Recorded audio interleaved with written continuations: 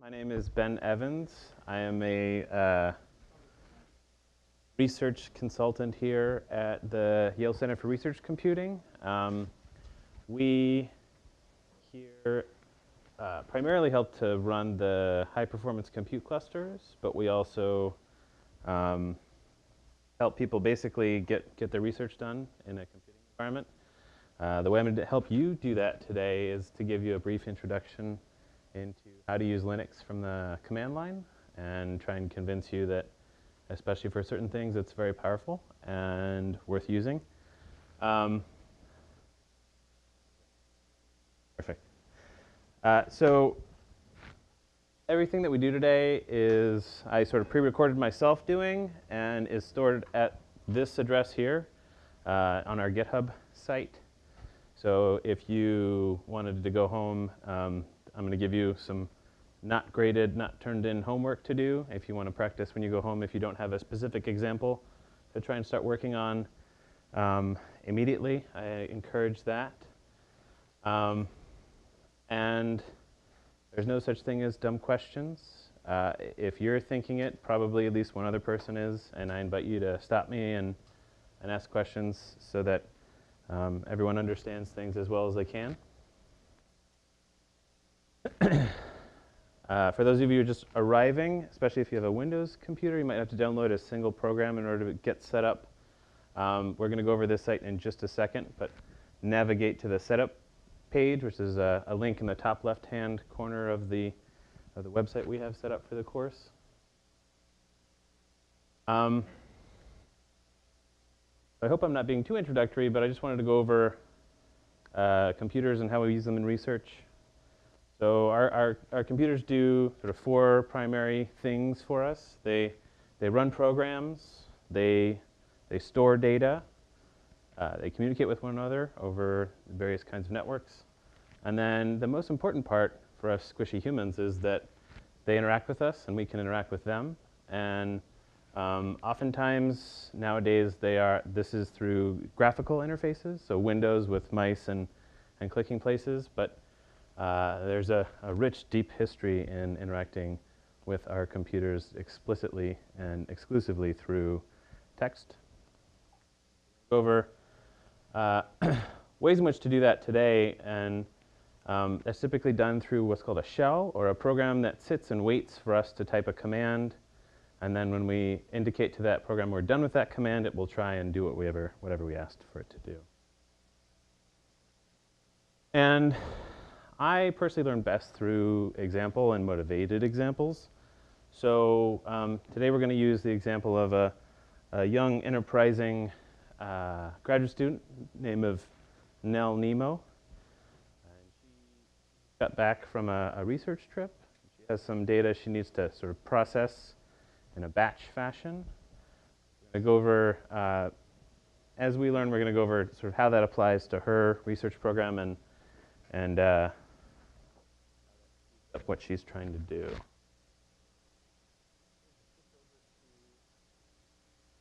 Site itself, and I'm going to follow along with you guys as we go through these exercises.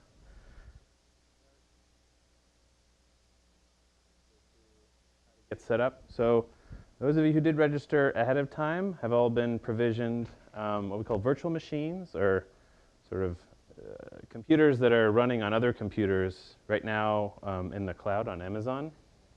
And this is being done easily with a service that I'd be happy to show you how to use afterwards, called SpinUp. There's a small amount of hardware that they've been able to set aside that you can create your own small virtual machines here for free, so you can sort of test out Linux for your research without having to worry about getting a bill for it.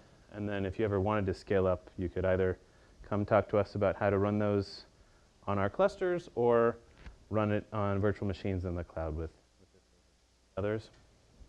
If you click on this down arrow right here, you should see a table of net IDs, IP addresses, and host names. So find your net ID. And then if you're on a Mac, find your terminal app, either by searching in Finder, going to your apps, and I think it's The window should look like this. And you're going to type in that window SSH, your net ID, @, and then the host name that you find in that table. And it should ask you about a special fingerprint. Just say yes. And then it'll prompt you for your net ID password, the one that you log in. And open a program called Putty. Windows users, you'll download Putty, and when you run it, you should see a window like this. And in this host name or IP address bar right here, you're going to put in the host name or IP address from that table.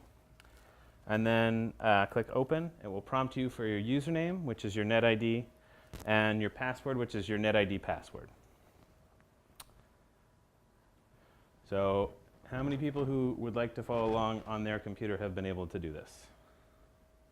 Raise hands high. All right, good. How many people still need help doing this? I have 2 here. Cam, can you take a look? So those of you who have connected or who are working on your Macs, those people that walked in, you're going to want to download some sample data we're going to work on today. And the command to do that here, you can just copy and paste. And then you're going to unzip that file with the sample data. And if you're working right now, it should look something like that. So we're going to wget or webget this address. It's going to download a zip file, which is just a packed up and compressed directory. And then we're going to unzip it with the unzip command. Ta-da!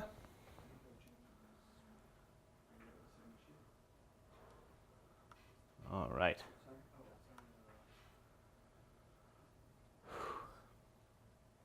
So, talk to you a little bit about Nell's pipeline. So Nell just got back from doing a survey. She did some field work, and she's bringing back with her some data. What she wants to do is she has a software program that she needs to run to analyze and do some statistics on each of these data files. And then she wants to be able to compare those statistics. And finally, she wants to be able to write up those results and send them to an upcoming special issue of Aquatic Goo Letters. So there's a time crunch, so she can't just do everything one by one. So she's looking for a faster way to process all of these files without her having to point and click on each one of them. So she's decided to use Linux to do so. So now that we're all in our shell, either on a VM or on your personal machine, I just want to go over a couple of conventions. First off, oftentimes if you see a $sign at the beginning of a command, either here or on other websites across the internet, you don't usually want to copy that if it's the beginning of the line. Oftentimes that just means this is the beginning of a command. And if you look at your what we call command prompt, or the text that's on the screen that you haven't typed, it oftentimes ends in a $sign. So that just means this is a command that you'll type. So don't copy and paste the $signs at the beginning of your commands. The first command I want you guys to try and run is type who am I, all one word, and then hit enter. So Nell types that. She should see that she's Nell. And you guys should probably see something with your net ID in it, maybe a longer string.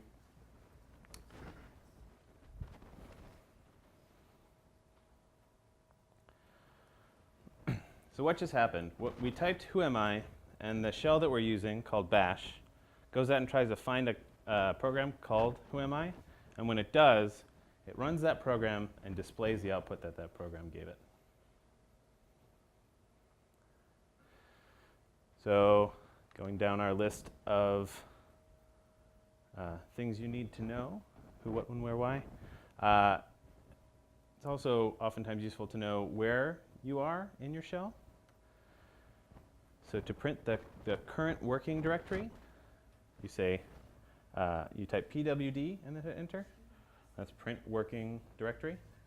So that should show you, for Nell, it's /home/Nell. For you, it might be a slightly more complicated directory on your virtual machines, or on your Macs, it would be slightly different. So that is the directory or folder that the shell is working in right now. The way that directories are specified in this sort of operating system is with slashes and file names. So if that directory that we were looking up earlier was, she was in home Nell, so the slash means that this is the root of all the files on this computer. And then there's a home directory called home. And then Nell is in yet another directory down called Nell. And the way that we're looking at it, we don't know if there are other directories in home or other directories in the root directory. All we know right now is when we type pwd, it's telling us that we're in /home/Nell. So that's what those slashes mean. It's just levels of hierarchy in those directories. To learn what files are in our directory, we can type ls for list.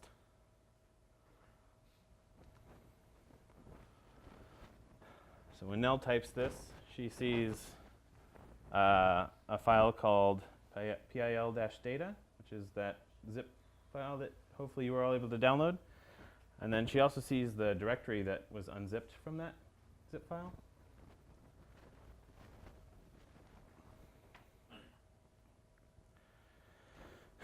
So there are very few commands or programs that you would run on your Linux workstations that don't allow you to modify their behavior.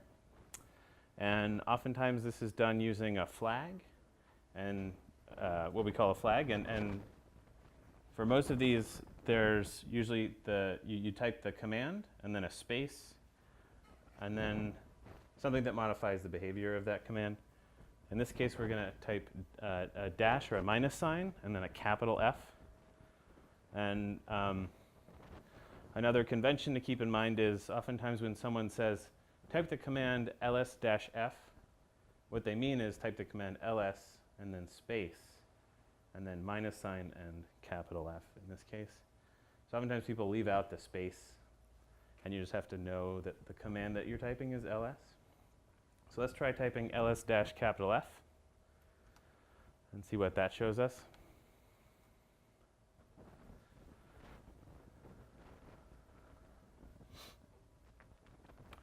So what it does for us here is it adds a trailing slash for anything that is a directory or a folder. So that's especially helpful if you're running on a machine that isn't color coding things for you, as this one is. How do you get it to color code? Because I've been in terminal on this computer before and it hasn't color coded like this. Is there something you did? Yes, and I can go over that afterwards.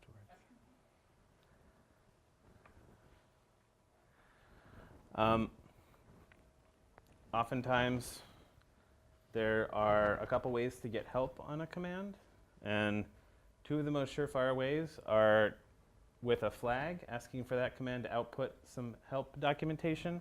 With ls, a simple way to do that is with ls space double dash and then the word help. You should get ls to print you out a bunch of different options and how that can modify its output.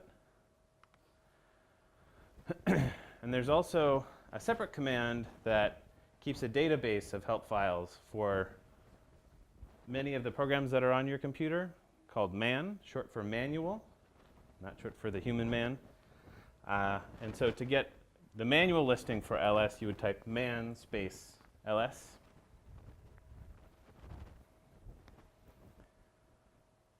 And then you can scroll through that output, and when you're done looking at it, you would type the letter Q to quit. And I want to alert you that many of the man pages will seem like complete gibberish when you first start. And all I can tell you is it gets better, and that Google is your friend, and so are we. We hold office hours, and we respond to emails, and we're here to help. But hopefully, by the end of the day, you'll be able to understand a little bit more of that.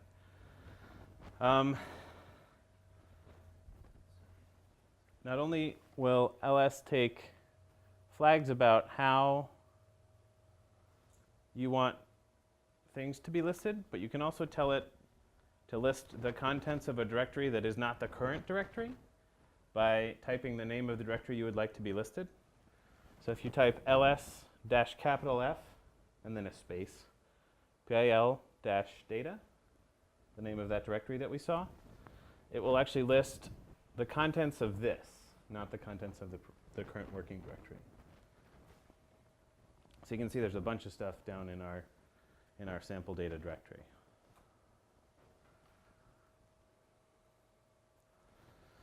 So it's also oftentimes convenient so that you don't have to type out long strings of characters in order to talk about directories, to change the working directory that you're in. And we do this with cd for change directory. So in order to use cd, you type cd and then a space and then the name of the directory you'd like to travel to. And you'll notice that when you do that, there's no output. Sometimes shells will tell you that your working directory has changed, but cd does not. So after you've navigated around a little bit, go ahead and type pwd to make sure that you are where you thought you would be.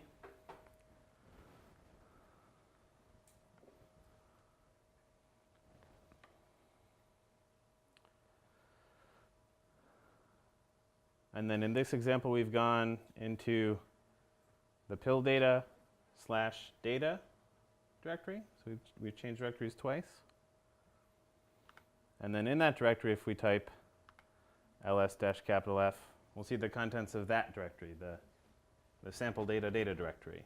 So you see we have some amino acid data, an elements directory, et cetera, et cetera. If I'm ever going too fast, raise your hand, please. So, for anyone who's yes. I have a managed workstation, so I just got Buddy installed. Oh. So the command, sorry, the instructions on the website are not working. On the website, they're not. Cam? Yeah, but I'm trying to help him. So Are you trying to? Okay. 2 seconds. I can hit him afterwards. Okay, perfect. Thank you.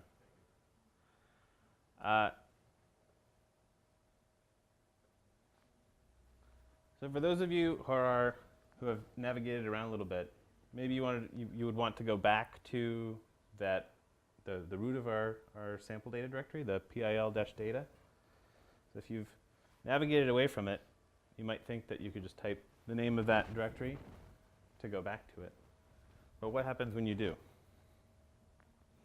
You can all just press play if you want to know. But what happens when you do? Anybody? Does anybody know?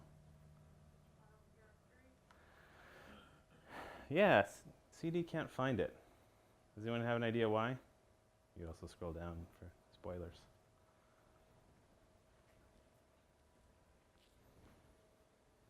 So when we type, yes? Who said? Yes. It only looks like down, not up. So you're already in that directory. It's only going to look for folders in that directory. Exactly. So when I type cd and then pil-data, cd only looks in the current directory for a directory named pil-data. And if it doesn't find it, it says, I don't know what you wanted me to do. I only do exactly what you tell me to do. And then if you're lucky, you'll get an error message that hints at what you've done wrong. So there's no such file directory in the current directory. So there are some shortcuts that have been built in for us So say we wanted to go back to that that directory just by going one level up in the hierarchy of our file system. What you can do is just type cd dot dot. So that's a shortcut for saying the directory immediately above mine.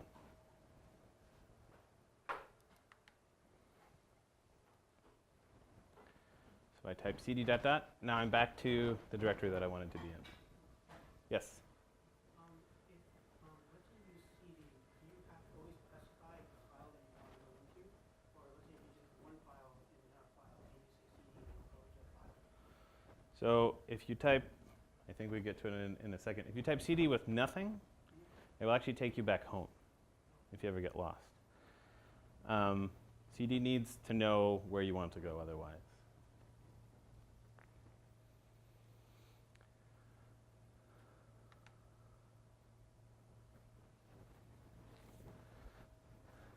So now that we're back here, I'm going to show you another thing about ls. So we can give it multiple flags to tell us more or less about the directory that we're in.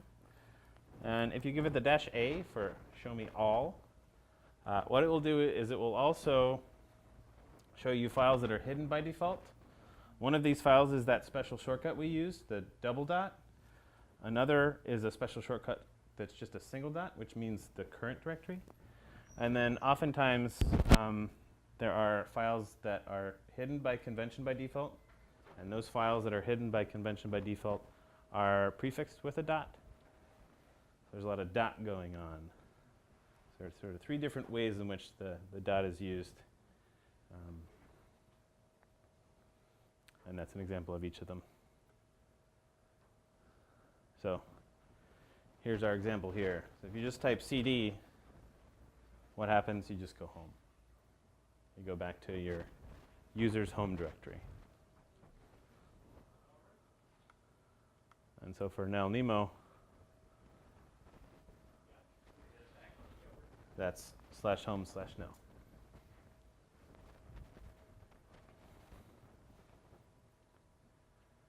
So let's go back down into our data directory. I just want to get you guys some practice navigating your directories on your file system. If you type cd and then our sample data directory, you can actually do it in one command instead of two with slashes. So you can give cd an entire path instead of single directories.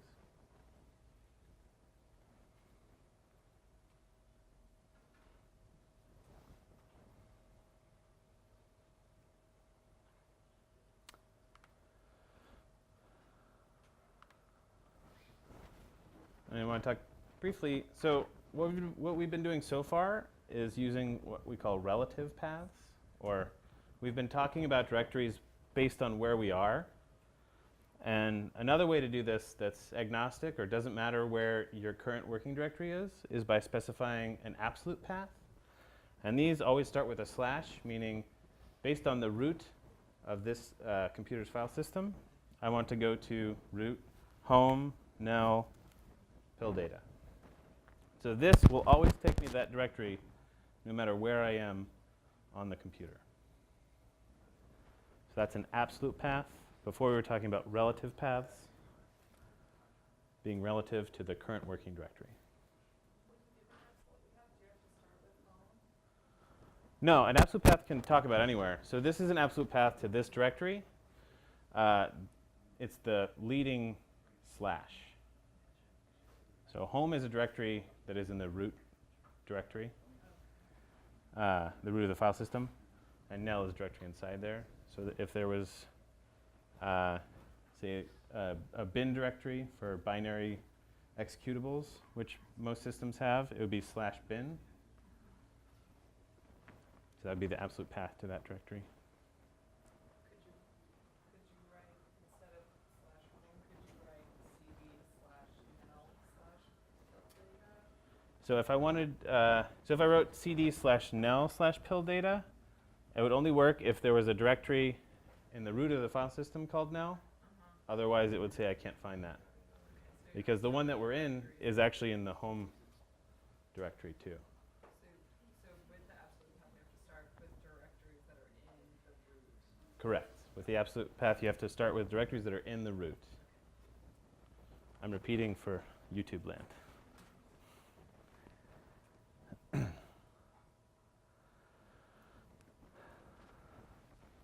just want to go through two more shortcuts. You can specify absolute paths that involve your home directory with the tilde, the squiggle line. That is usually above the tab key on US keyboard layouts. So that you can use as a little shortcut that is an absolute path, but you don't have to type /home/nel.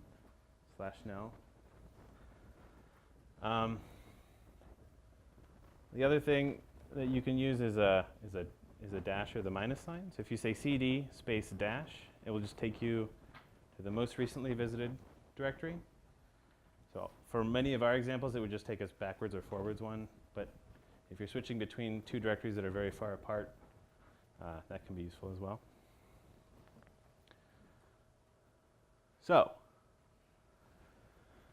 let's look at some of Nell's data. So what she wants to do is list the files that she has. So in that sample data directory, there should be a directory called North Pacific Gyre. And then inside there, there's a dated directory. You'll notice that she's labeled it year, month, day. That's a very convenient way to name your dated directories, because when you ask a computer to sort them, they'll sort of sort by date automatically. So if you're ever laying out your data in a directory, I recommend writing dates this way. That makes for everything else to be a little bit more convenient.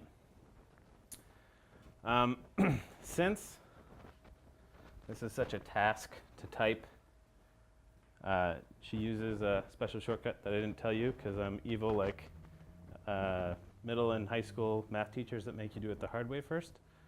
You type ls and then just start typing the name of the thing you want, and then hit tab. Bash will try and finish what you were typing.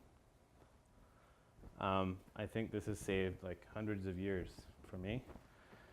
So she types tab, and then it'll finish that directory name for her. And she can hit tab again, and if there's only one directory there, it will finish it for her again. So typing isn't that bad. So ignore, and then it's tab and it completes, and tab again and it completes. So it's a nice shortcut. Also cuts down on mistyping. So if it's tab completed, you know it exists. Okay, so I left you some homework. Feel free to do it, feel free to ignore it. Are there any questions about this first navigating directories portion? All right. Oh, yes? So you have to, if you want to use tab, you have to put in at least one character in the tab. If you want to use tab, it's usually good to put in at least one character. If you hit tab twice, it'll show you everything that possibly matches. And so if there's no characters, it'll just show you everything in the current directory.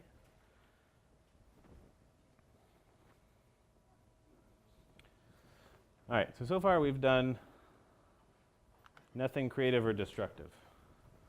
So let's start doing that. So everyone, no matter where you are, let's make it back to the sample data directory so that we're inside our sample data directory, and let's make a new directory. So the command to do this is called mkdir, make directory. And to make a directory, you say mkdir or mkdir space, and then the name of a new directory you'd like to create. In this case, Nell is feeling very enterprising, and she's going to start working on her thesis. So she makes a directory called thesis. And to verify that it's been made in the current directory, she types ls space dash capital F.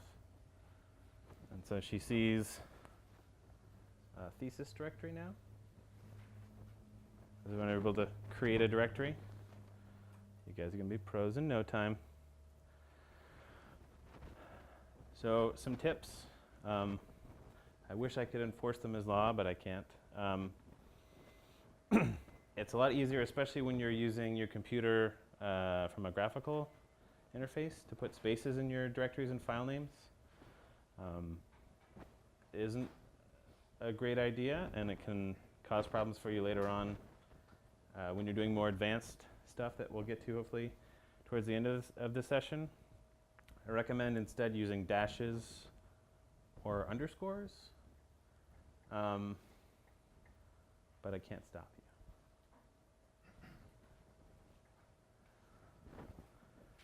All right, so let's navigate to our thesis directory and type ls in there, and hopefully you don't see anything. If you do, you've been hacked. Someone's on your computer with you.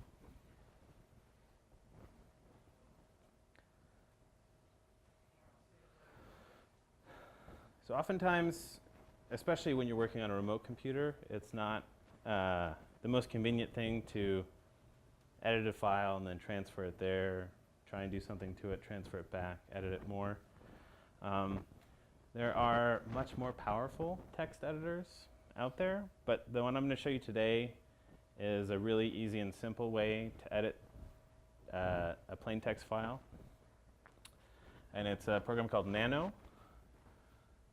And so if we wanted to create and edit a new file in our thesis directory, and maybe call it draft.txt, we would type nano and then space, and then the name of the file that we want to start writing to. And you should get an interface that pops up that looks very similar to the one we have here.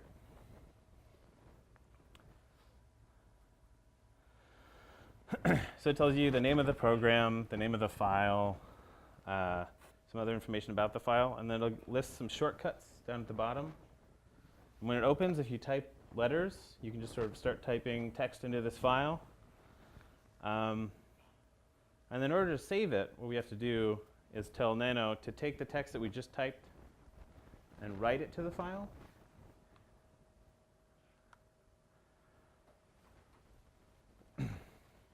And so we do this by typing control, which Nano specifies with a caret. So control and then the letter O will write out. So it'll save our changes to the empty file that we created. And then to exit, after we're done editing the file, we type control and then X.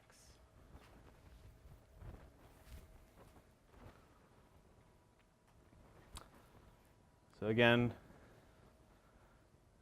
after we're finished here and you go home and you frantically Google and try and find something that we've done, there are several ways in which other people and other guides specify control and then a character, and these are some of them. Nano uses this.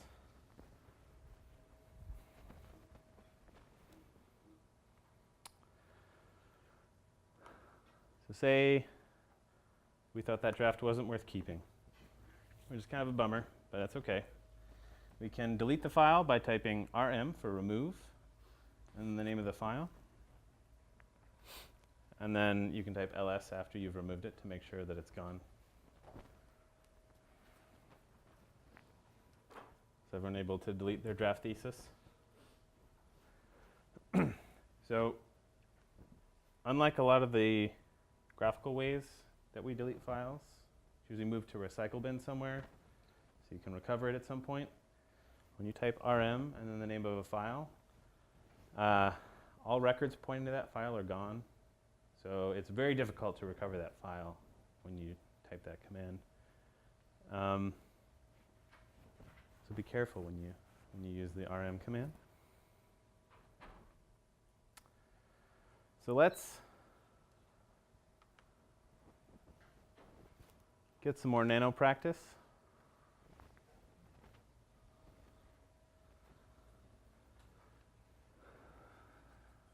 Open up another draft. Type some more words.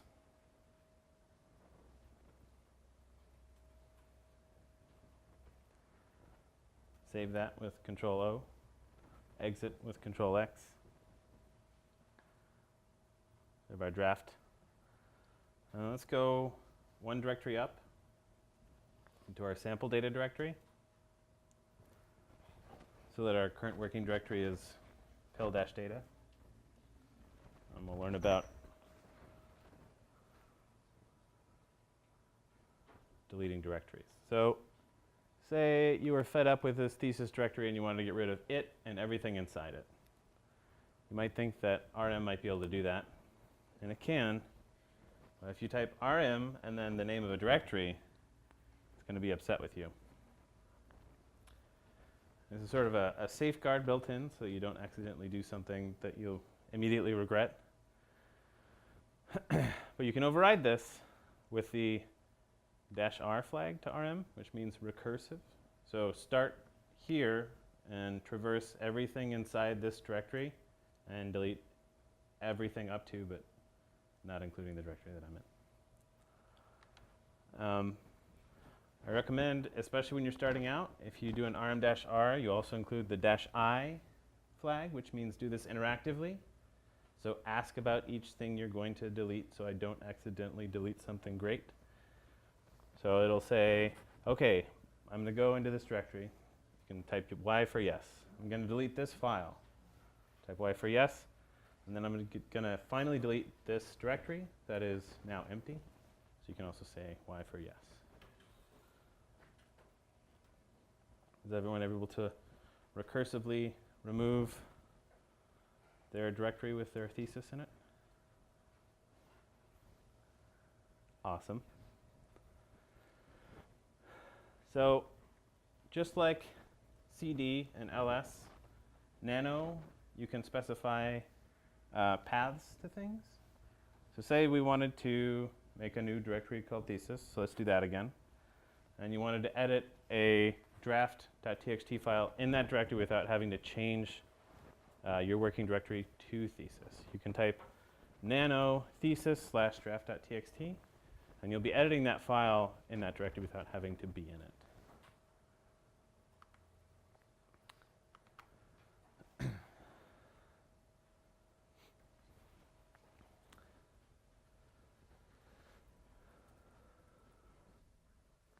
So we make the thesis directory, and we can edit yet another draft.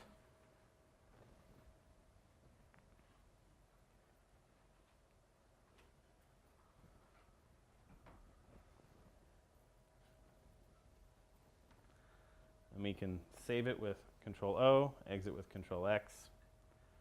And if we do a directory listing, we shouldn't see draft.txt in our current working directory. But if we do a directory listing of thesis, you should see draft.txt.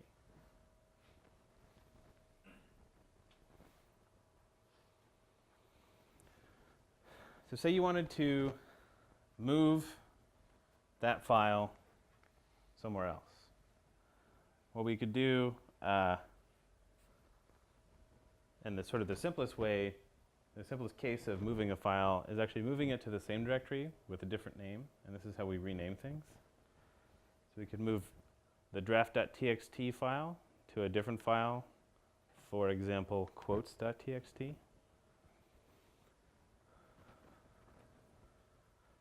So we type mv, the name of the thing we want to move, and then what we want it to be.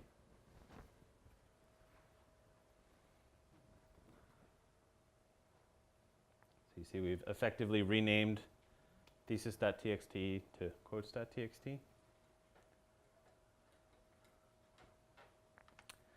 You can also move that file to different directories. And if you don't want to rename it, you don't have to say anything about what you want the file to be named. You just have to specify the directory to which you would like it to be moved. So here I'm using the shortcut for current working directory by typing mv and then the name of the thing I want to move, which is the file called quotes.txt in the directory thesis. And I'm saying move that to the current directory with just a single dot. And so you see, if I list the directory that it was in, I shouldn't get anything. If I list the current directory, I should see a file called quotes.txt. So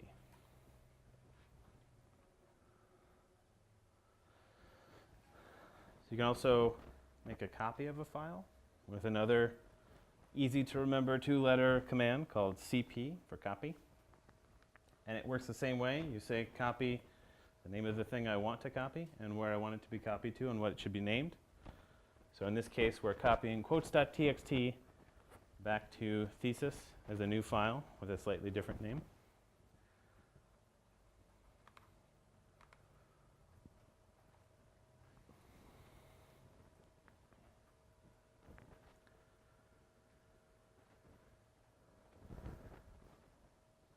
So now I have 2 copies of this file.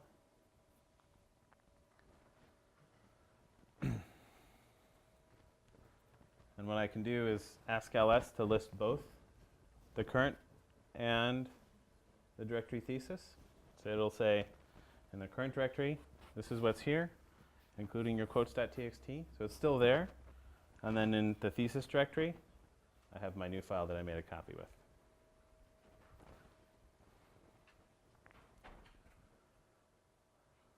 And then just to prove to ourselves that this is a copy, we can delete quotes.txt. And if we look at directory listings, you should see that that one is gone, but the copy that you made in your thesis directory is still there.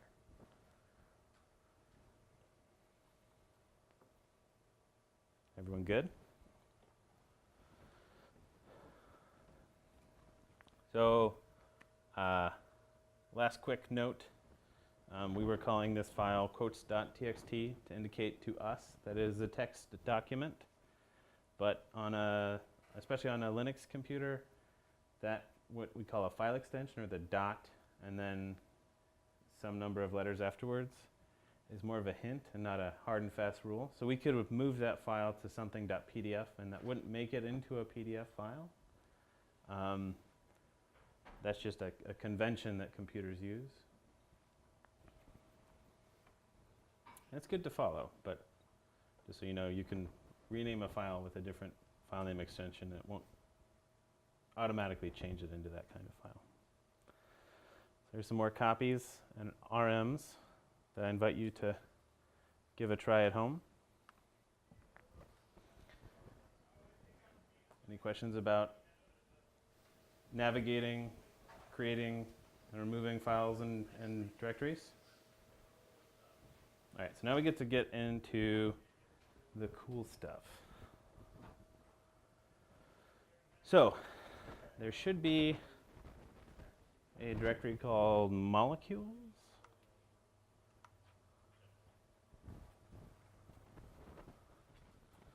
We have some PDB files in this directory. Does everyone see molecules directory? Trying to crush this.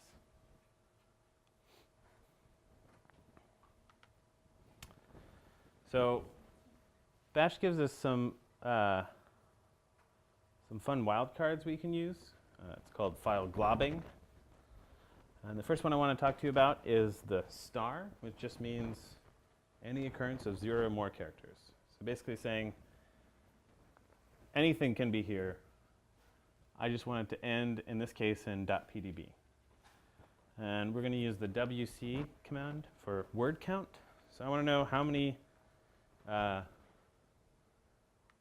words there are in each of the .pdb files. So instead of typing out this command and then cubane and then this command and ethane and this command and methane, what I can do is say wc, show me the results for each of the files that satisfy this wildcard that I've specified. And wc by default, I believe, gives you lines, word counts, and character counts as 3 columns. And then a total at the bottom of everything that it's counted for you.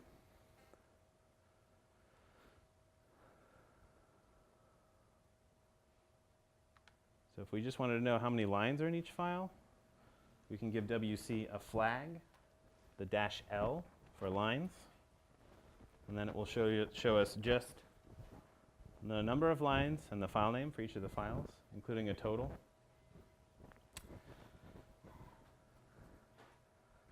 So you can start to imagine how this is beginning to be useful to us.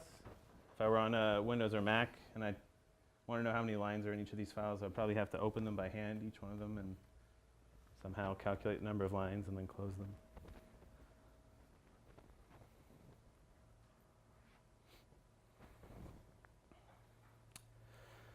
So if you wanted the number of words, you would do a -W, and the number of characters, you would do -C. The other really powerful thing you can do with this output is redirect it. So the first way we're going to redirect it is into a file. Yes? So I'm hoping when I do the help function, when I do help on the word count, it said that -C is printing out the byte counts. Right. So for an ASCII file, byte counts is going to be close to character counts, probably. Is there a character count option? Yes, so it's -M. Okay. So in this version of WC, -M would be give you the real character count. Yeah, we're not going to do it. So we're concerned with lines for now. So we're going to stick with WC-L, which your WC does do lines with WC-L, right? You saw the same output? So say we wanted to save the output from that command so we could use it later for something. We can redirect that output into a file with the greater than symbol. Think of it more as an arrow, which direction it's pointing. So I can say WC-L, start at PDB, so all the PDB files in the current directory, and save that to a file called links.txt. And to see the contents of that file, we can type the command cat for concatenate. So if I type cat and then the name of a file, it'll just print everything out from that file to the screen.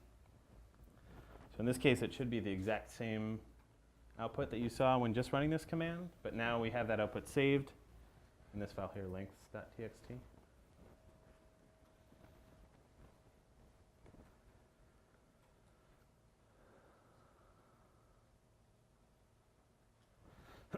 So another more powerful text viewer that I like to use and I use every day is called less. If you type less and then lengths.txt, it'll show you that file. And if it's longer than a whole page, you can sort of navigate around in that text file without having to scroll up and down in your terminal viewer. But we can get to that more in depth later. Another useful command I'd like to show you is one called sort.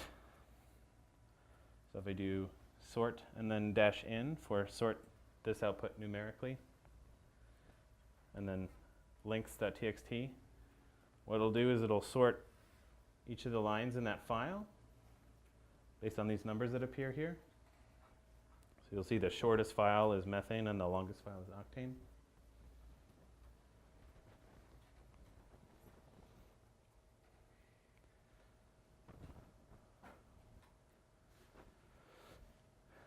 So again, we can take the output from our lengths.txt and redirect it to a new file called sortedlinks.txt. By redirecting it with this greater than symbol, there's an arrow pointing to this is the output I want it to be.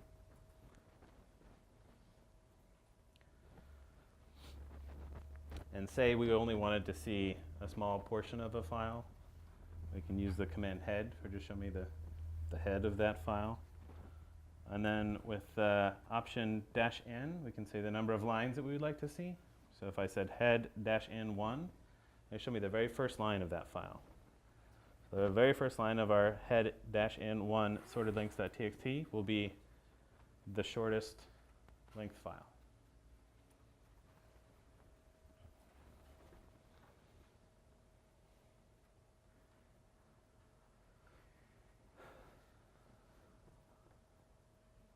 So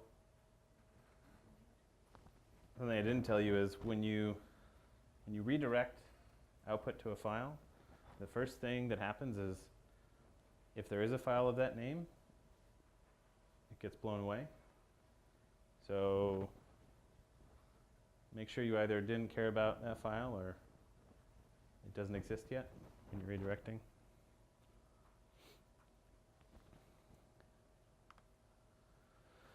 So there's another way we can redirect output, and that's with what's called the pipe character.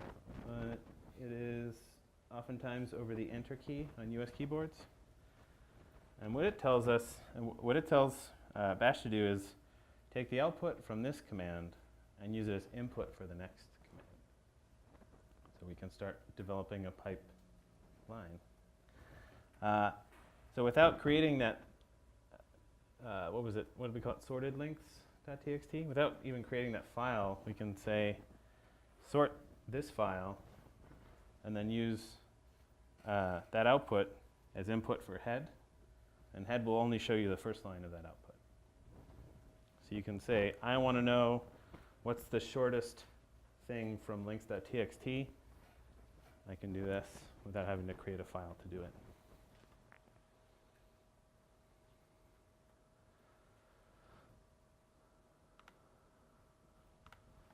So we can also walk backwards and recreate our sorted links.txt file without having to create our links.txt file.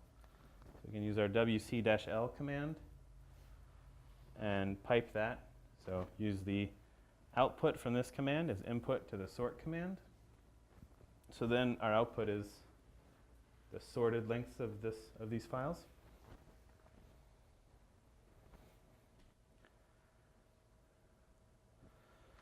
And finally,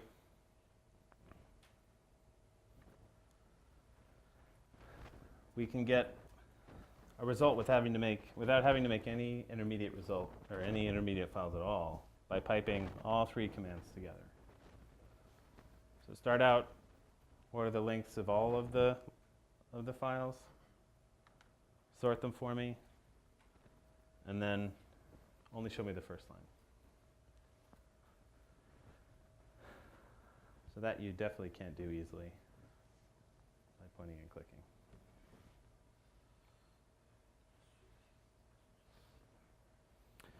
So here, I just have a graphic that helps me understand sometimes where when we type our first command, it's actually just outputting to the shell, which prints it to the screen. And when I ask it to redirect, it's going to this file. And then when I'm piping it, it's actually being used as input between. So the output from WC gets used as input for sort. Sort then outputs our sorted output from here, and that's used as input for our next command, which is head, which then I'm telling it, just give me one line.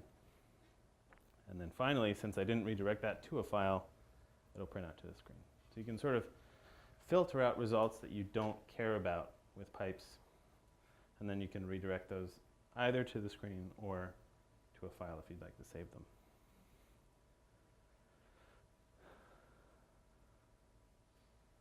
So, now that we know a little bit about how to parse through files and sort of filter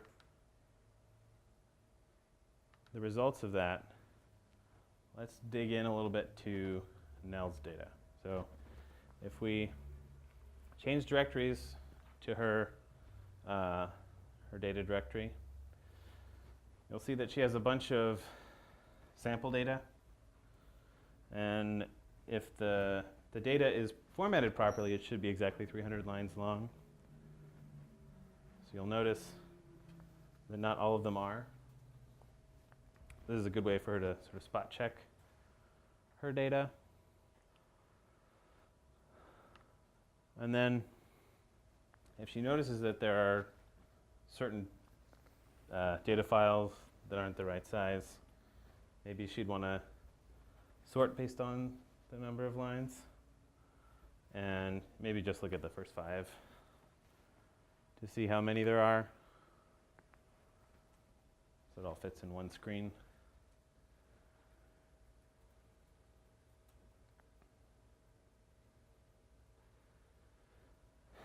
So since this is sorted, we know that everything below here is 300 or greater. So there's really only one that's too short. So that's good, probably.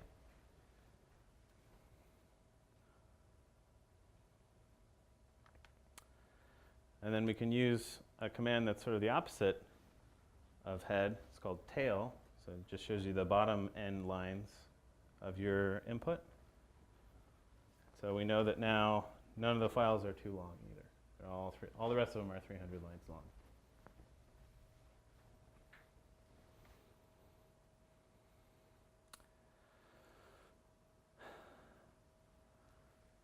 So the only last surprise that she has is the way that she's named all of her data. It's supposed to have an A or a B. And one of the students that she brought along with her maybe named it with a Z there in the file type. So what she can do is list all of the files that have that Z in that place with a wildcard by typing ls star z.txt. So she can tell that there are two. That's a nice application of wildcards there. So those files she probably would want to exclude from future analyses. Another way that she could talk about just files with A or B.txt, I write out in the very bottom of this page here. So if you put characters in between square brackets, Bash will look for anything that has either this character or that character.txt. So this is a single character that is anything in between the two square brackets.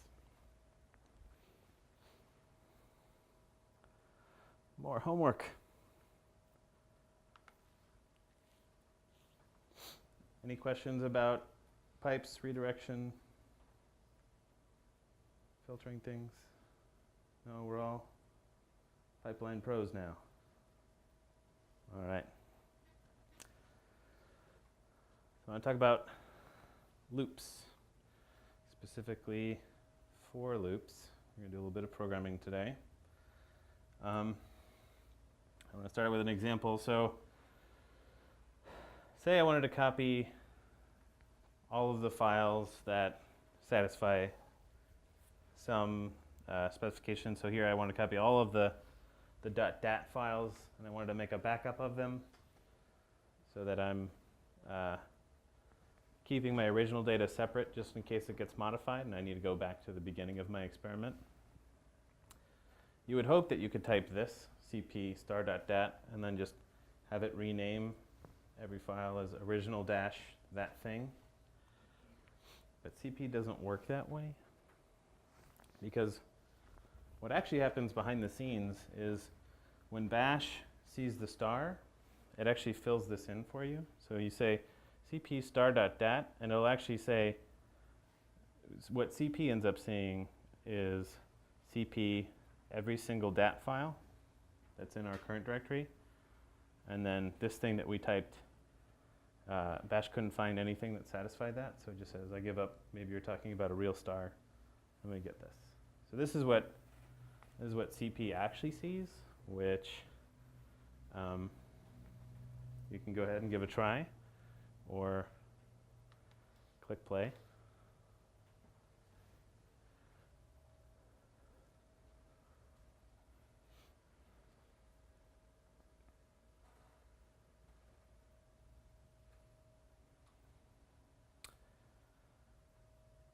So if you give cp a list of files, it expects the last thing to be a directory to move all those files to, because that's the way whoever designed cp wanted it to be.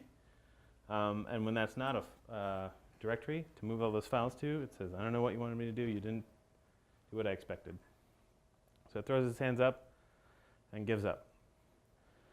So probably the easiest way to take care of what we actually want to do is with a for loop. And a for loop, like its name says, for each of the things I want to work on, do something. And the syntax for it is you type for, and then a variable name that you want to be able to refer to each thing as, in, and then a list. And in Bash, you can space separate lists. Can you see why you might not want to put space in your file and directory names? So I say for a file name in this list of 2 files, I want to do something. I would type do. And then a simple thing to do would just be to look at the first 3 lines of that file. So I would type head-in 3 for the first 3 lines. And then when I refer to that variable inside my loop, I use the $sign and then the name of the variable to tell Bash I'm referring to the variable. And then when I'm finished with my loop, I type done. And what Bash will do is it will say, so for each of these, so it'll loop twice because I have 2 things in my list. So the first time it'll go through and it'll say for when file name equals basilisk, head-in 3 basilisk. And then it'll do it again for the next thing, head-in 3 unicorn.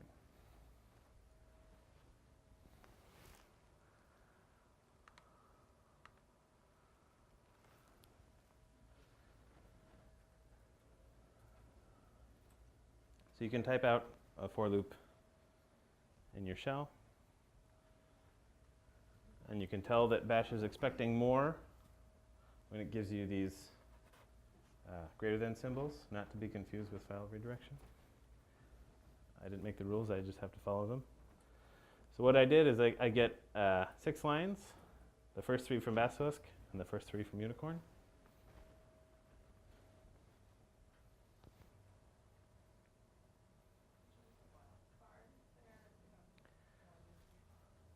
You can.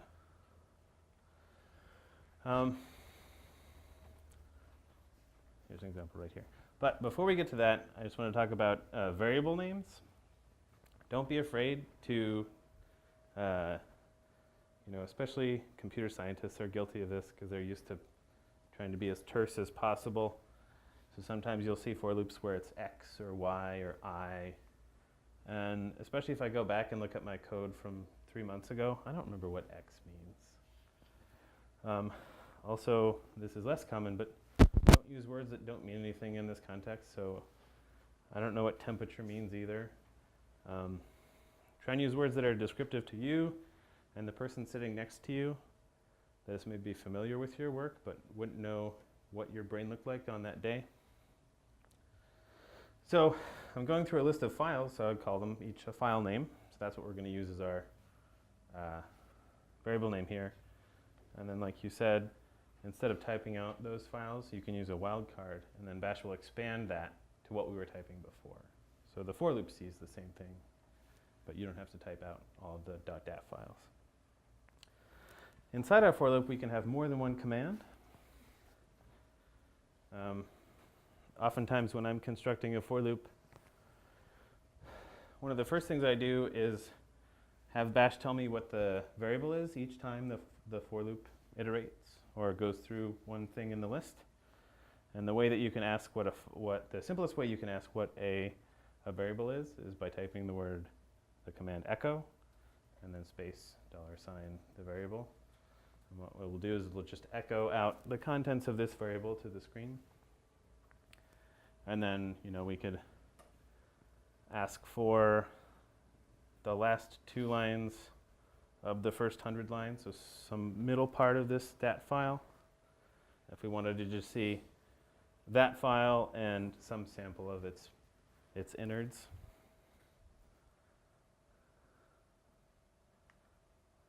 So we can sort of get a flavor for all of our files in this directory with this for loop. So for variable name in list of things, do the following. Here's some commands that I want you to run.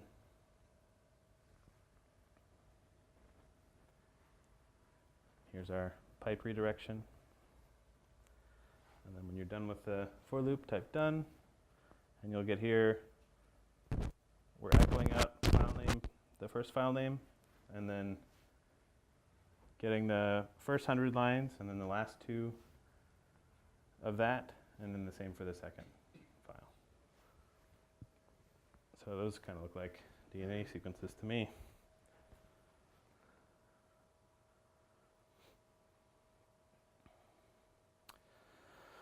So again, please don't put spaces in your file names, because then you can't do fun things like this without being extra careful.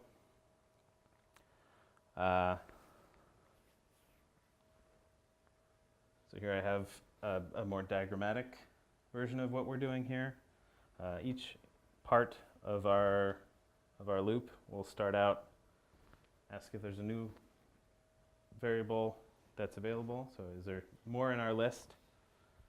And if that's true, it'll run what we asked. So in that last example, it's the echo and the head and tail command.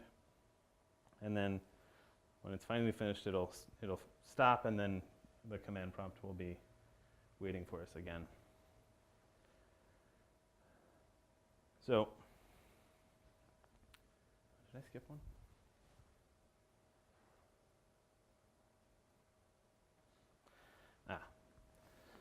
I guess I don't have a play for this. So, to go back to our original problem where we wanted to copy a file, a set of files into original dash that file name.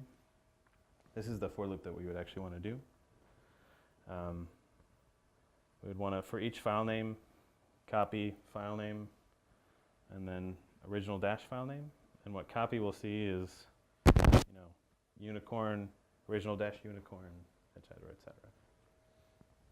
This is a simple way we can sort of back up all of our data in the same directory so that we don't accidentally edit it in some way that then we can't go back to our original data and double check.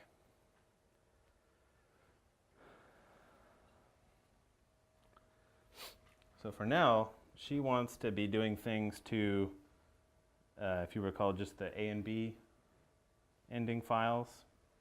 So her for loop is going to look something like for data file in star square bracket AB other square bracket .txt. It's going to say for each of these files that is satisfied by this file glob, do the following. And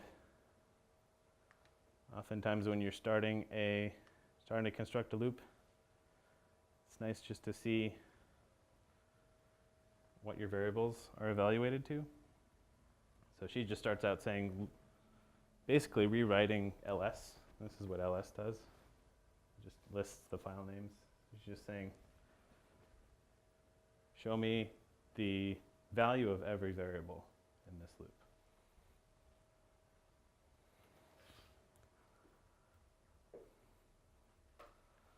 There you go.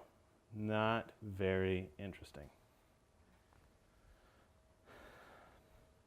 So say she wanted to maybe have a results file that's called stats and then dash the name of the data file. So she knows that these new files will be something about statistics on that data file. But she doesn't want to create them yet because she's not sure yet exactly maybe how this looping works or whether or not this will work how she expects it to. We can again use echo to check what our variables are being evaluated to.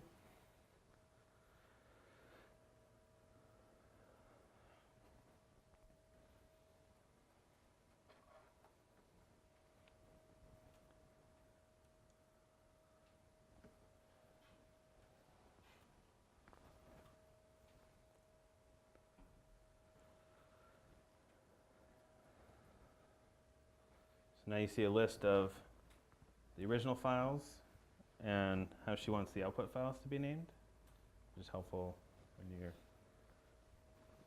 constructing your for loops. Again, a shortcut that I didn't tell you about yet, but is very useful. The up and down arrows you can use to recall commands you've typed before. And when you recall a for loop, Bash will put in semicolons where there would have been new lines in the for loops that we were doing before. So if you hit the up arrow, you should see the entire for loop on one line with semicolons. And there's nothing wrong with running that same command and editing it. So Nell is sure that her file names and output file names are right. What she can do is have it run the statistics program that her advisor gave her, called goostats. And goostats accepts the name of the file and the name of the output file as arguments. So what she can do is she can make this this loop do all of her work for her. So do all of my statistics on every single file, and when you're done, you'll be done. However,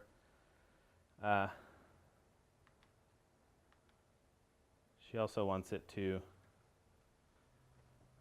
tell her its progress, so she puts back in an echo so that she knows what file is being worked on. So now you can see it chewing through each one of the files, and she doesn't have to sit and watch it. She can go get coffee. She can go check Facebook.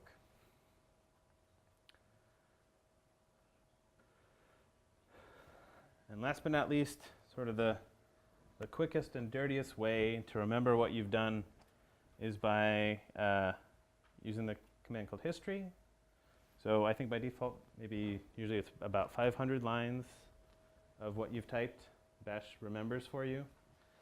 And if you wanted to save a particularly useful command, the fastest way to do so would be to save your history by redirecting history to a file. And then with some light editing, you could almost create a script with that. So, loops, questions? Yes? Can you say again what echo does? Echo echoes whatever input you give it. So you could actually say echo and then string. You could say echo me, and the next line would be me. And the useful thing about echo is it will show you interpreted versions of variables. So if you say echo $, one of the variables, it won't tell you the exact text you typed, but what the contents of that bash variable. So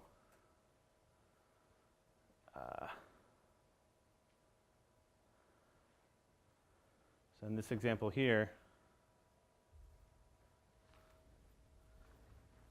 I'm typing echo this variable, and then a space, and then these letters and another variable. And what echo gives me as output is the contents of data file, the variable, the letters stats dash, and then the contents of data file again here.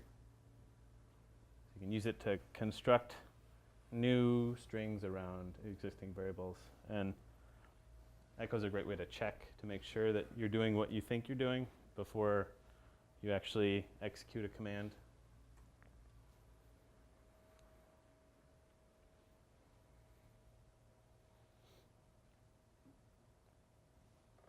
Cool.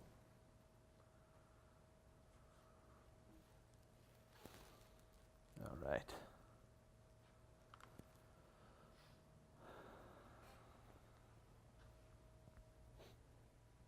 So we've been doing a lot of useful things today. Let's say you wanted to go back and reuse commands that you've run in the past. Bash affords us this in what are called shell scripts. So we can save commands and then parameterize them or make them more useful in different situations. And I'm going to show you how to do that now. So let's go back to our PDB files, so our molecules directory.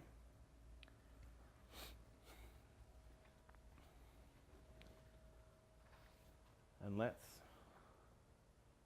make our first bash script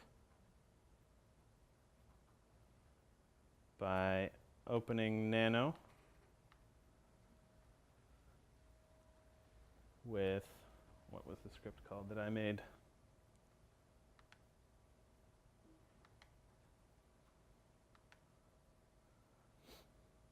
Let's call it middle.sh. So again, say we wanted just a sample of a file by looking at the first 15 lines and then the last 5 of those. So I could type this on the command line and it would give me some output. But let's type this into a file and save that file.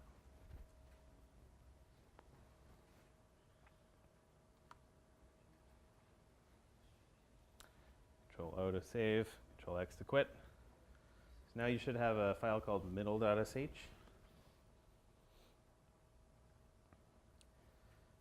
And bash is really cool. If we call bash the program and then give it a file, it'll try and run every line in that file as if you typed it. So when we type middle.sh, it'll run the command that we saved in that file. So it'll give us these 5 lines from the middle of that file that we typed up here, which was Octane. And if you want to, you can copy and paste that command into the interactive command line. You should see the exact same results.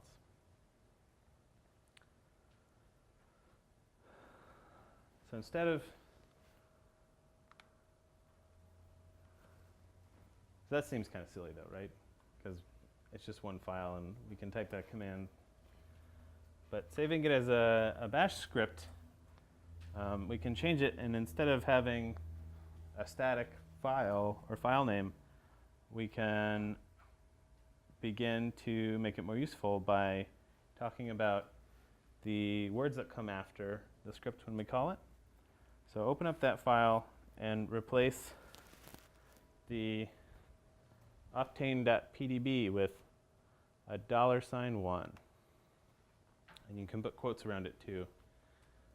That can sometimes alleviate your space and file name woes, but this should work too.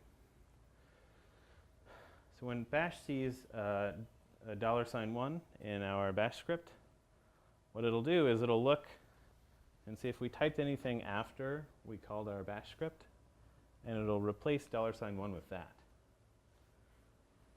So we can sort of save the command, but then be able to replace specific portions of it with the arguments that we pass to that script. So $1 is the first argument that we gave our script, which again is the same octane.pdb. So it should be the same results, but now it's starting to become more useful because we can run this command without having to type it all out just by calling a specific file name.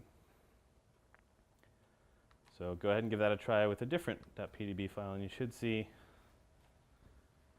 different output.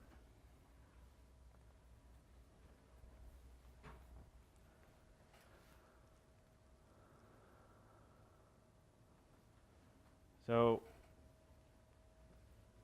again, this is a little bit of a toy example, but we can talk about more than one argument given to a bash script. So go back in and replace the numbers with 2 for the number we're passing to head and 3 for the number we're passing to tail.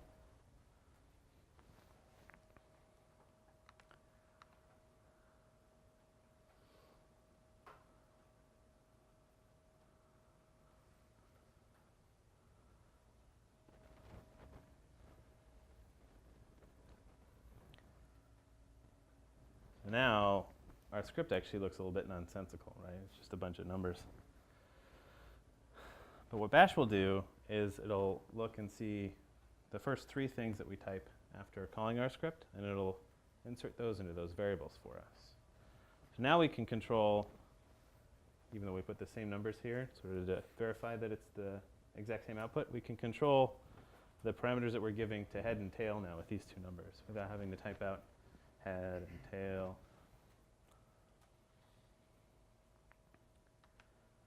So now we can change these pretty easily while still saving the command that we were originally running. Say we did this with pentane, and then we ask for the last 5 lines of the first 20 lines. Would be this command here.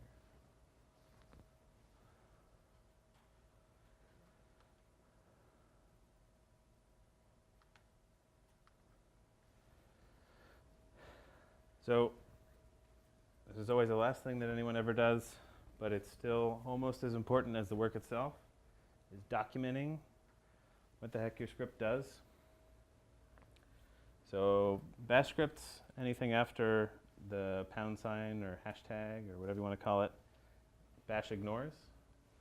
So you can write yourself notes about what this is and how to use it.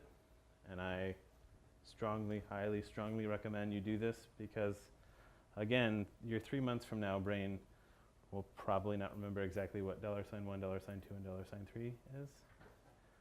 So it's excellent practice to write yourself and whoever else ends up using your scripts, little notes.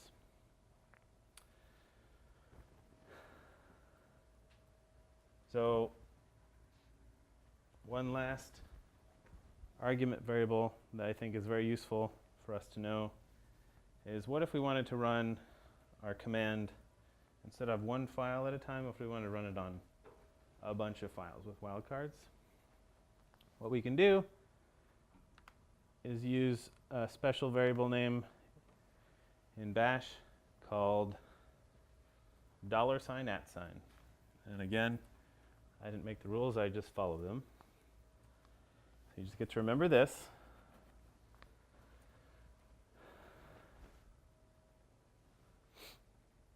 But now what happens is, when we run this bash script, everything we type after calling the bash script goes here, no matter how many things it is, almost. Pretty much everything. If it gets super long, sometimes you can get errors, but we can use this to bottle up commands that we want to run on batches of files. So we can give it a wildcard. We can also give it other directories. We can make this list almost as long as we want. And it'll do our old wc-l and sort-n. So it'll give us the line counts of all the PDB files. In addition to that, it'll give us the line counts of all of our creatures.dat files. And it'll list that here for us in one awesome summary. If you wanted to make 2 variables that you call as arguments after you run this script. So like, what if I wanted like to do what you did before we did head in a certain number of lines Mm-hmm. on multiple files? Can you use $@sign and $1 or whatever? There's a way to talk about the rest, and I don't do bash scripts enough to remember. But Okay. the short answer is yes, Okay. and we'll look it up in a minute.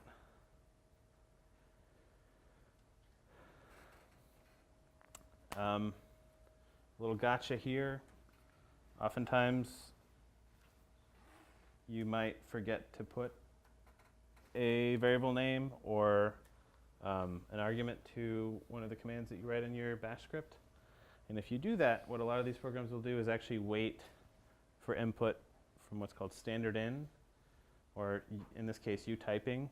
So it'll sit without a command prompt and just wait for you to type something. And it can be kind of a weird experience at first. So if that ever happens to you, what you can do is pass the kill this process or the end of file character with Control-C or Control-D. So if a bash script starts acting up, just Control-C will usually kill it for you.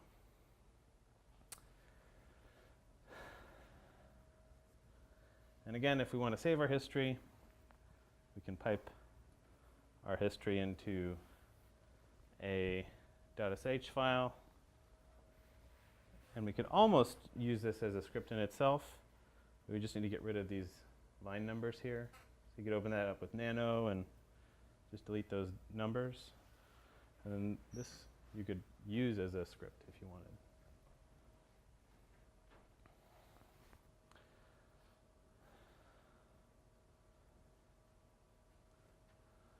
So in Nell's example,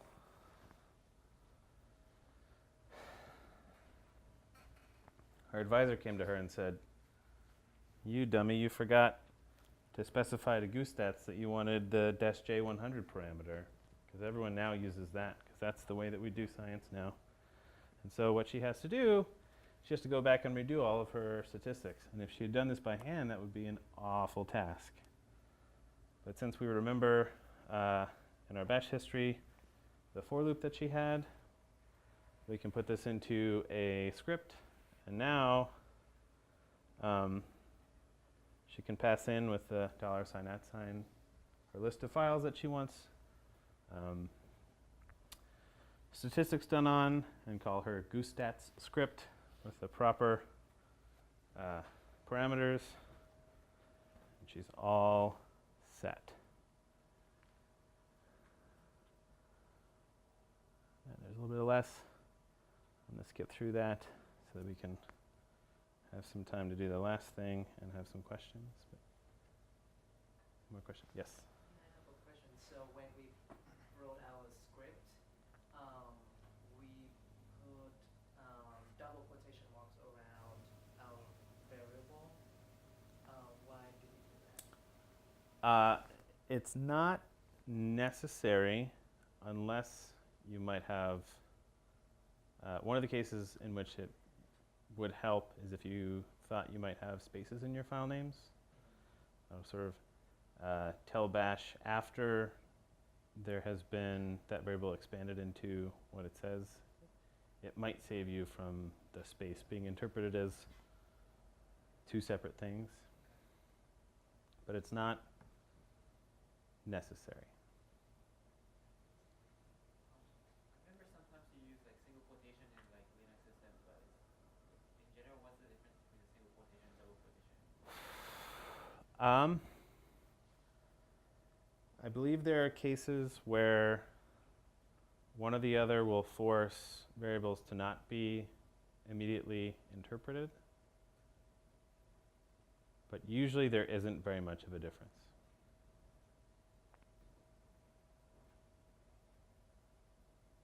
That's the difference between single and double quotations for the video.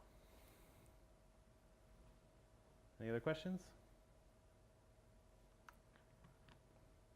We're going to move on to a couple of commands that, again, I use almost daily and I think you guys would find very useful. And it's all around trying to find things both inside files and files on your computer. And the first one is called grep.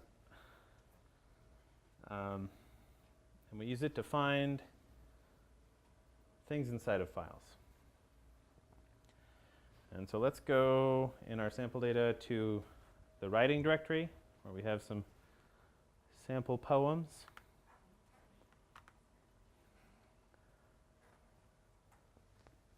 And let's look at our haiku by typing cat and then the name of the file, which will just print it out to the screen for us. You see we have some words here in our file.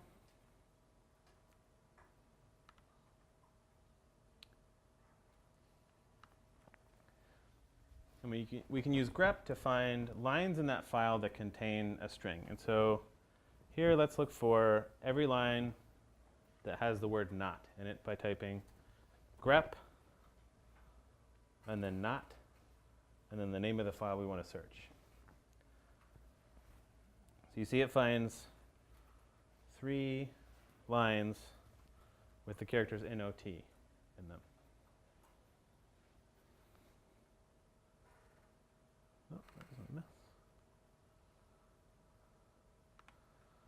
So you can do this with a different pattern. You can find all the lines that have day in them. And you'll notice that it doesn't necessarily mean to match an entire word. So it matches today and yesterday. So grep isn't quite thinking like a human would.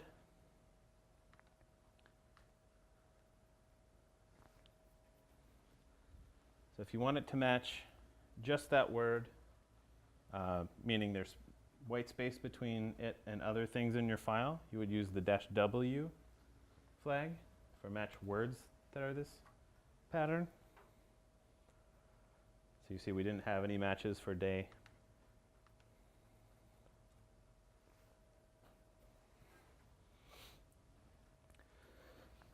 And if we want to use a space in our pattern, we put quotes around it.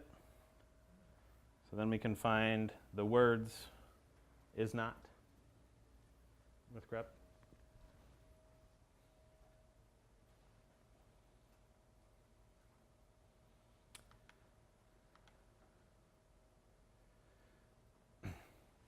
Especially if you're more interested in just summary, you can use the -N for line numbers as well. So you know that yesterday it worked is line number 9 in the file that it matched.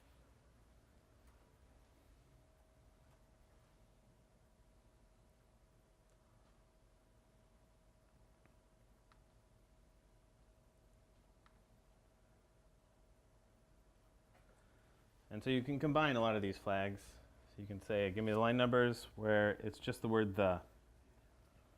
And so it's just 6 and 2 in this case.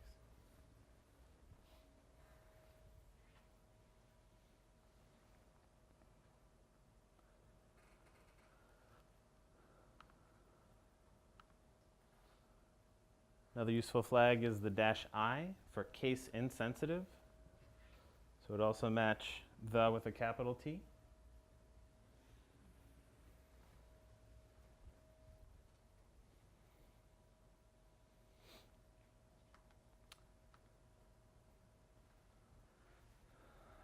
Another really cool option is the -V, which means everything that doesn't match the following pattern. So these are all the lines without lowercase the. I think it's a V, an homage to set theory V.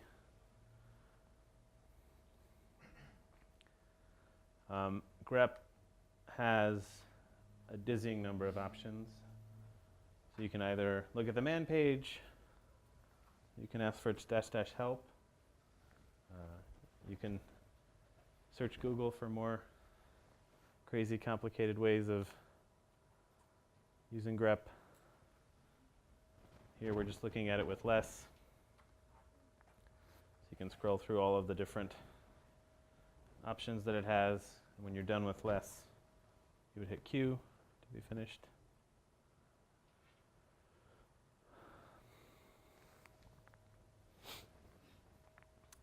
Another really fun command that we are going to take a look at is called find.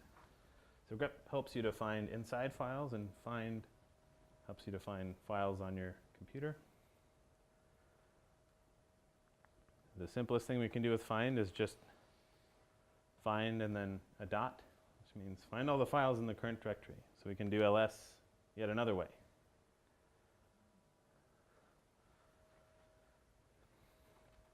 But it also tells us about all the files and subdirectories therein.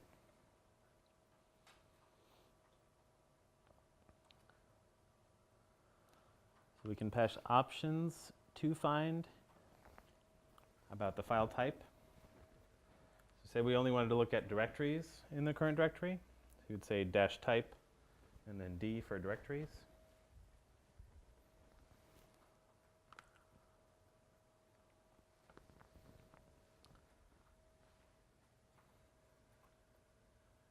D. There we go. So these are all the directories.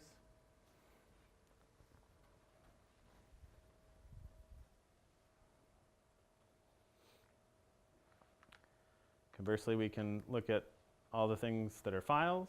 These are all files, they're not directories.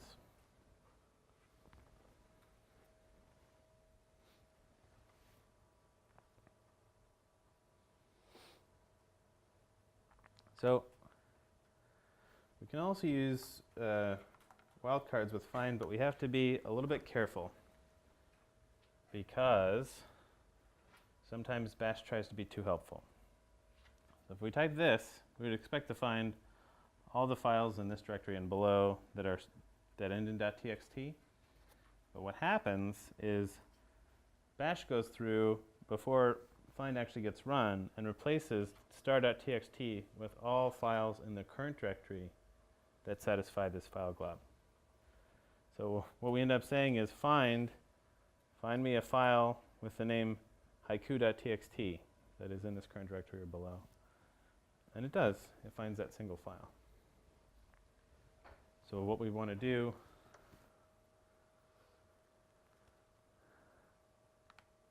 in order for find to find these things is to surround this with quotes so that bash ignores it.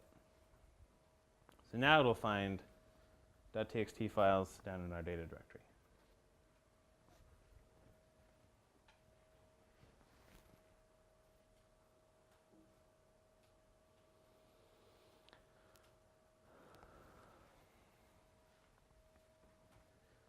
So one of the ways that we can use output from find is by using what's called a subshell. So we're saying, bash, run this first, and then use that output here.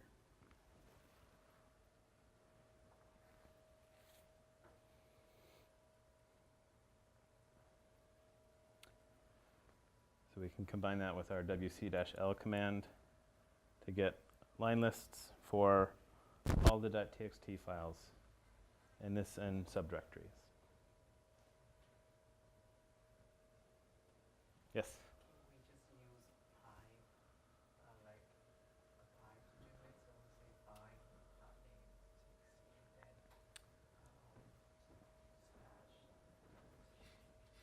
slash. Sometimes. Occasionally, find will output extra characters that are better handled this way. There's also just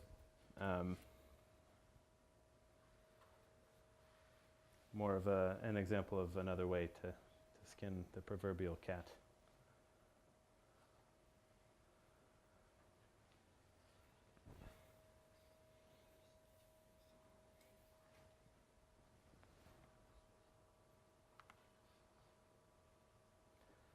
So we can also string the subshelling with grep. So we can look for iron in all the files that are named startup.pdb.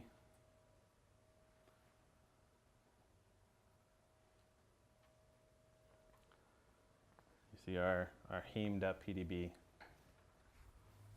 lists iron.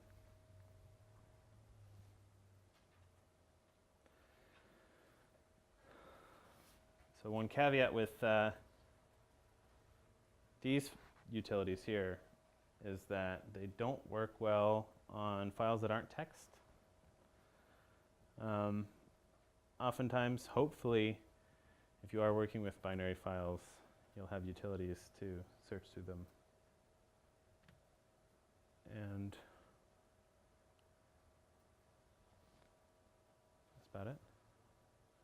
About 10 minutes for questions.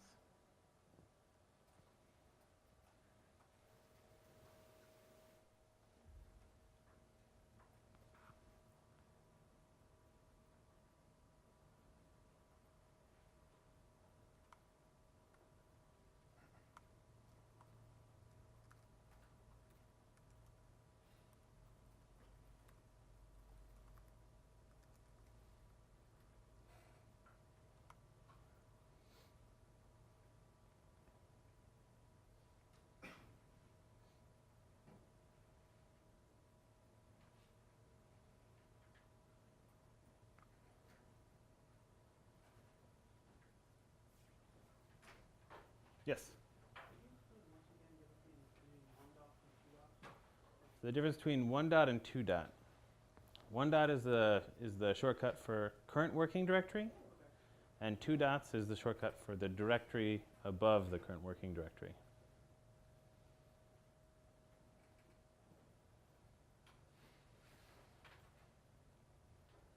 Yes? Okay, when we write a script, can we do like the can we modify the behavior of the script just like when we use ls and how we have like the dash and then specify how we want to modify it? Can we do that with a script that we write? Yes. So you could use your script to check for flags like you do ls. You would have to, in your script, write some, probably the simplest way would be able to write some if statements to say if this flag is in the parameters passed in, then modify this behavior.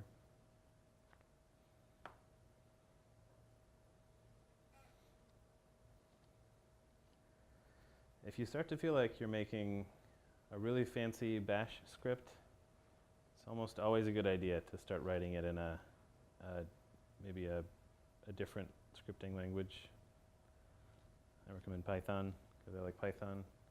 And we have a couple Python classes here that we give, and there's countless ones online. But Bash is really good at doing high-level stuff, sort of the kinds of manipulations we looked at here. But if you start to try and get really fancy, Bash starts to feel kind of clunky because it's not as great at doing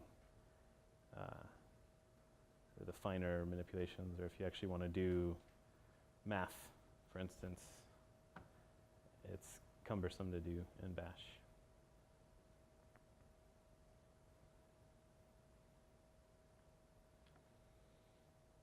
Cool. Well, thank you very much, everyone, for coming.